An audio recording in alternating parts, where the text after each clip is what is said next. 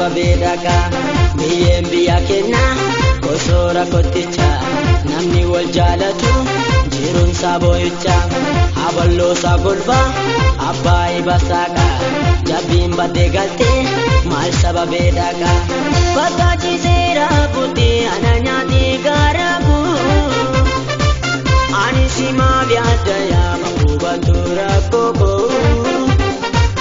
ani simaaf yaadda yaama hubatu rakkoo.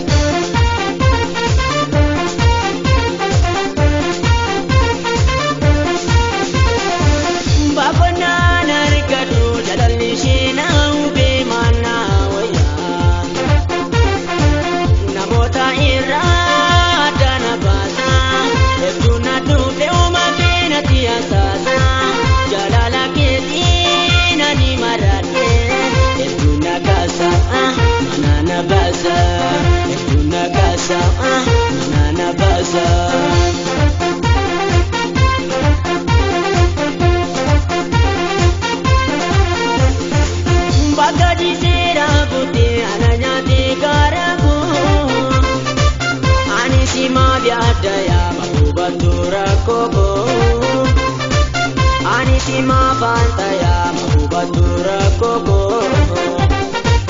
bareedu Oromoota nyaara gaaddisa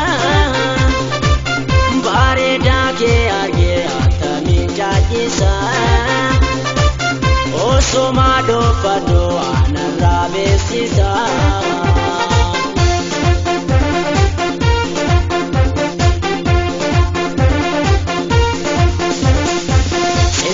Taabinaan jaalalli maraate margama si baasa osoo xiyyaataate wabiin achiyaa garaan kolosini misirra kaayadha harkaan lolaasini silsilaa taabinaan jaalalli maraate margama si baasa osoo xiyyaataate bareedu Oromoota nyaara gaaddisa bareedaa kee argee osoo dhoofadhoo anarraa beeksisa.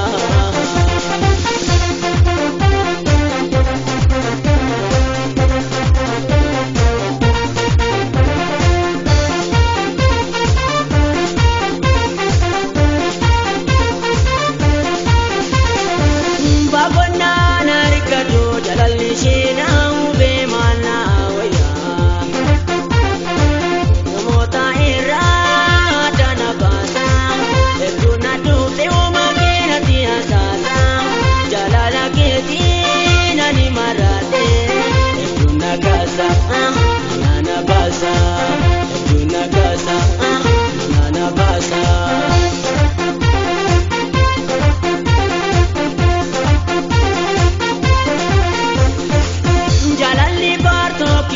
Badamisha intilu eji serana kubate akabira hilalu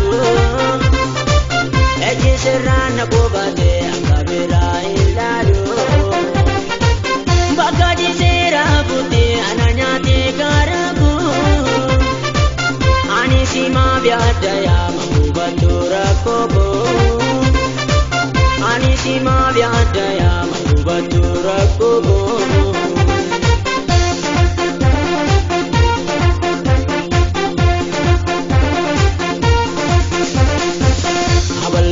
Golbaa abbaa ibasaaqa jabbiin baddee galtee maal sababaa dhagaa biyyeen biyya kennaa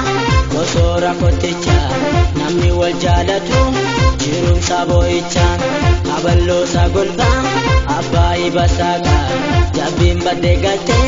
maal sababee dhagaa bakka jiseera buutee ana nyaatee gaaraabuu ani simaaf yaadda yaama hubatu rakkoo ani simaaf anta yaama hubatu rakkoo bakka jiseera buutee ana nyaatee gaaraabuu ani simaaf yaadda yaama hubatu rakkoo ani simaaf Antaya